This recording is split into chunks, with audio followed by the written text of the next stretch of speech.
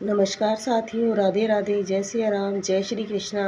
हमारे चैनल अंतरदर्शन के अंतर्गत आज हमारे दादाजी की चौपाल से एक और नई कहानी सुनाने जा रही हूँ, जिसका शीर्षक है सोने की चमक।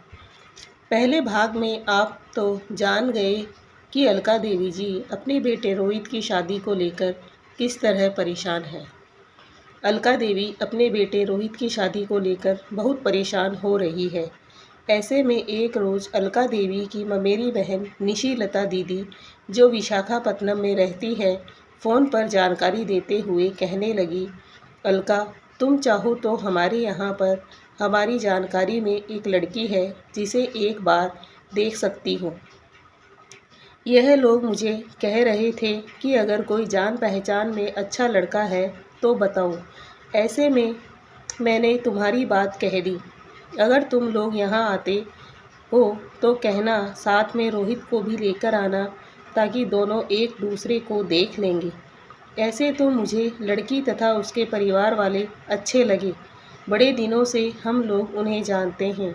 लड़की तो अभी कोई एक कंपनी में नौकरी करती है। अगर आपसी पसंद आ गई तो रिश्ता बन सकता है। अलका देवी ने अपनी ममेरी बहन निशिलता को हाँ में जवाब दिया और मन ही मन सोचने लगी, मेरी दीदी निशिलता, वह हमारे बेटे के लिए खराब कुछ थोड़े ही सोचेगी। अगर रिश्ता खराब होता तो नहीं कहती, ज़रूर रिश्ता अच्छा होगा, शायद वहाँ पर बात बन सकती है। अब रही बात लड़का लड़की में आपसी पसंद की, अगर वह ठीक ठाक से हो जाती है तो कोई दिक्कत नहीं है। अलका देवी अपने तय समय में रायपुर से सीधा ट्रेन पकड़कर अपने बेटे रोहित के साथ दीदी निशिलता के घर में पहुंच गई और पूर्व निर्धारित कार्यक्रम के अनुसार अगले ही दिन अलका देवी अपनी दीदी और जीजाजी तथा उनकी बेटी निधि और रोहित को लेकर जगमोहन जी के घर में चले गए। जगमोहन जी के घर में उनका बहुत ही गर्मजोशी के साथ स्वागत किया गया, जो अलका देवी को बहुत पसंद आया। प्राथमिक अवस्था में अलका देवी को उनका घर परिवार बहुत अच्छा लगा। जगमोहन जी की पत्नी सौम्या तो बिल्कुल सौम्या ही है, जैसा नाम ठीक अनुरूप उनकी वार्तालाप तथा अलका देवी से बड़े ही आनंदपूर्वक गले मिलने पर उन्हें बहुत ही अच्छा लगा। ऐसे में यह मन ही मन सोचने लगी, सच में मेरी दीदी ने जैसा कहा, परिवार वाले तो हमें ठीक वैसे ही लगे। अब रही बात लड़की की।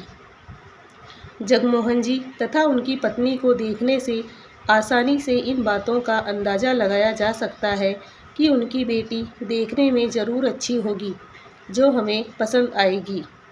थोड़ी देर बाद सौम्या देवी की तरफ से चाय नाश्ते का बंदोबस्त किया गया।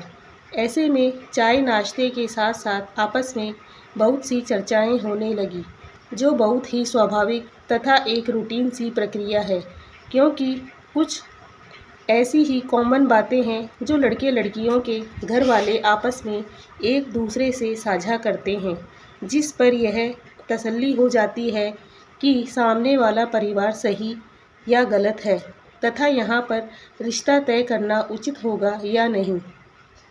लगभग घंटे भर सभी लोग आपस में वार्तालाप करते रहे।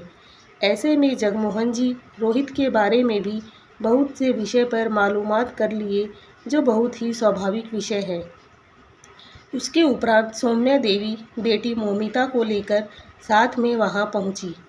मोमिता अपने दोनों हाथों को जोड़कर सभी को नमस्कार करते हुए सामने रखी एक कुर्सी पर बैठ गई। मोमिता से दो चार बातें करते हुए थोड़ी ही देर में निशिलता दीदी के इशारे पर मोमिता और रोहित को वहां पर अकेले छोड़कर सभी लोग छत के ऊपर चले गए, ताकि मोमिता और रोहित के बीच में आपसी वार्तालाप हो और एक दूसरे के बारे में अच्छी तरह से जान ले। लगभग घंटे भर सभी लोग छत पर बैठे आपसी वार्तालाप करते रहे, बहुत से हंसी मजाक भी करते रहे और काफ़ी देर के पश्चात सौम्या देवी की ओर ताकते हुए अलका देवी कहने लगी, अब हम लोग नीचे चलें। सौम्या देवी ने बिना हिचक के हाँ कह दिया। ऐसे में फिर से सभी लोग नीचे आकर बैठ गए। जहाँ पर रोहित और मोमिता बैठे बातें कर रहे थे। अब अलका देवी मोमिता को पूछने लगी, बेटा तुम्हें कैसा लग रहा है? बेटा हमें तो तुम्हारे यहाँ पर सब कुछ अच्छा लगा, जो एक रिश्ते को बांधने को पर्याप्त होता है।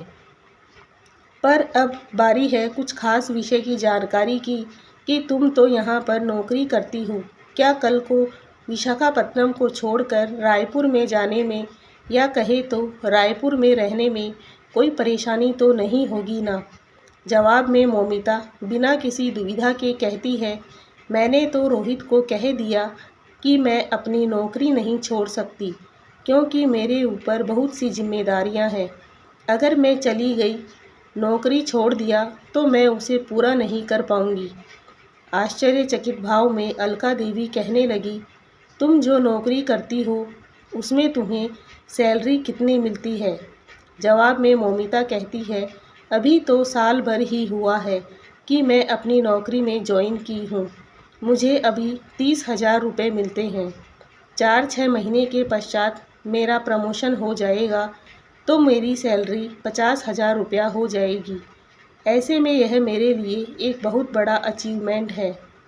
ऐसे में अलका देवी कहने लगी, ऐसा अचीवमेंट तो तुम चाहो तो हमारे रायपुर में भी पूरा कर सकती हो सकता है कि थोड़ी देर हो, क्योंकि कल को तुम्हारी शादी होगी, फिर रायपुर में या मान लो कि कहीं पर भी तुम्हें नए सिरे से रीलोकेट होना पड़े। जहाँ पर भी तुम्हारी शादी होगी, तुम चाहो तो वहाँ पर नए सिरे से नौकरी में लग जाना। तुम्हें वहाँ पर भी सैलरी मिलती जाएगी, चाहे थोड़ा कम हो या ज़्यादा। मोमिता कुछ कहे बिना चुपचाप बैठी रही तो अलका देवी फिर से कहने लगी, तुम कह रही थी कि तुम्हारे ऊपर बहुत सी जिम्मेदारियां हैं। ऐसी कौन सी जिम्मेदारियां हैं तुम्हारे ऊपर? जवाब में मोमिता कहती है, मैं नौकरी करूंगी, अपने माता पिता की देखभाल करूंगी, अपने छोटे भाई बहन को पढ़ाऊंगी, उन्हें अपने पैरों पर खड़ा करना चाहूँगी। यह मेरी जिम्मेदारी है, उसे पूरी तरह से निभाऊंगी। आश्चर्य व्यक्त करते हुए अलका देवी कहने लगी, तुम्हारे पापा जी इतनी अच्छी नौकरी करते हैं, उनका खुद का ही कहना है कि 1 लाख रुपए से ऊपर उन्हें सैलरी मिलती है। ऊपर से इतनी सारी जगह पर तुम्हारे पापा जी ने प्लॉट खरीद रखे हैं, जिनकी कीमत आज के बाज़ार के हिसाब से लगभग 25-30 करोड़ रुपया होगी। 15-16 दुकानें हैं जो किराए पर दे रखे हैं, जहां से अच्छे पैसों की आमदनी होती है। तुम्हारे ऊपर जो 2 भाई हैं वह भी अच्छी नौकरी करते हैं। तुम्हारे बड़ी बहन की शादी हो गई है। मुझे नहीं लगता कि तुम्हारी सैलरी के बगैर तुम्हारे माता पिता को मुश्किलों का सामना करना पड़ेगा, न कि तुम्हारे छोटे भाई बहनों को परेशानियां होगी। ऐसे में तुम्हें और कोई समस्या है तो वह भी तुम खुलकर बता सकती हो। मोमिता दुविधा में पड़ गई, अब वह क्या जवाब देगी। ऐसे में मोमिता दुविधा भरे लहजे में कहती है, मैंने तो रोहित को कह दिया कि मैं विशाखापत्तनम को छोड़कर कहीं और जगह पर नहीं जा सकती। अगर रोहित विशाखापत्तनम में आ जाए तो मुझे कोई ऐतराज़ नहीं है। अलका देवी सभी की तरफ से नज़र घुमाते हुए धीरे से कहने लगी, देखो बेटा, अपनी नौकरी छोड़कर तथा अपने घर बार छोड़कर विशाखापत्तनम में आए, ऐसा रोहित ही क्यों, शायद रोहित की जगह कोई और हो, वह भी इस बात को मानने को तैयार होगा, कहना मुश्किल है। हमारे समाज में नियम है कि लड़कियां अपने ससुराल में जाती है, ना कि लड़के अपने ससुराल में रहते हैं। ऐसे में मुझे लगता है कि खैर कोई बात नहीं, सभी के अलग अलग विचार होते हैं। तुम्हारे विचार भी मुझे अच्छे लगे। अलका देवी दुविधा भरे लहजे में मोमिता की माँ सौम्या जी की ओर ताकते हुए कहती है, मुझे लगता है कि अब हमें चलना चाहिए। मुझे तो यहाँ पर रिश्ता तय होना मुश्किल ही लगता है, क्योंकि जब बेटी विशाखापत्तनम को छोड़कर कहीं और जगह जाने को तैयार ही नहीं है। ऐसे में मोमिता की माँ सौम्या जी तसल्ली देने का भाव प्रकट करते हुए कहने लगी, ऐसा नहीं है बहन जी, असल में मौमिता को अभी तक दुनियादारी का पता नहीं है और यह आप लोग ही पहले हैं जो उसे देखने आए हैं। ऐसे में वह तय नहीं कर पा रही है कि उसे क्या करना है। मैं उसे समझा दूंगी तो राजी हो जाएगी। कुछ देर तक सभी लोग चुपचाप बैठे रहे। फिर अलका देवी धीरे से कहने लगी, देखिए सौम्या जी, रिश्ते केवल हम बड़ों की रजामंदी से ही नहीं वरन बच्चों की इच्छा भी महत्वपूर्ण होती है। ऐसे में मुझे लगता है कि यहाँ पर जब आपकी बेटी के विचार हमारे साथ मेल नहीं खाते तो रिश्ता होना भी मुश्किल है। खैर देख लीजिएगा जो आपको अच्छा लगे। कुछ देर तक और भी बहुत सी बातें होने के पश्चात अलका देवी अपने सभी लोगों के साथ वहाँ से वापस चल दी और अपनी ममेरी बहन निशिलता दीदी के घर में आ गई। ऐसे में निशिलता दीदी की बेटी निधि अपनी मौसी को कहने लगी, मौसी मुझे तो लगता है कि मौमिता का किसी लड़के से कोई चक्कर होगा, तभी तो वह इस तरह से नाटक कर रही है। इतने में अलका देवी समझाते हुए कहने लगी, नहीं बेटा ऐसा नहीं कहते। ऐसे में आक्रामक रूप से प्रतिक्रिया व्यक्त करते हुए निधि कहने लगी, क्यों ना कहें, आपने देखा मौमिता किस तरह से बात कर रही थी। मैं तो विशाखापत्तनम को छोड़कर कहीं और नहीं जाऊंगी। इतना यकीन के साथ कैसे कह सकती है। मौमिता आईटी सेक्टर में नौकरी करती है और आईटी सेक्टर के विषय में कुछ दिन पहले अखबार में खबर छपी थी। यहाँ तक कि मीडिया में भी खूब चर्चा हुई थी। हमारे विशाखापत्तनम में ही बहुत से कांड हो गए थे।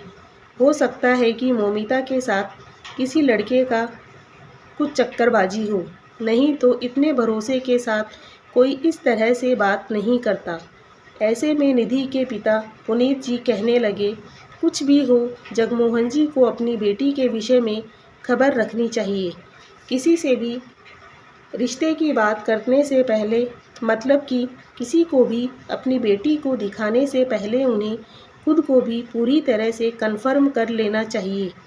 अगर ऐसा करते तो आज इतनी दूर से अलका को इतनी तकलीफ़ उठाकर यहाँ आने की आवश्यकता नहीं पड़ती। एक तरह से देखा जाए तो हमें अपने घर में बुलाकर उन्होंने हमारा अपमान ही किया है। निधि से रहा नहीं गया, बीच में ही कहने लगी, अब देखो लगभग महीने भर से उनसे इस विषय के बारे में बात हो रही है।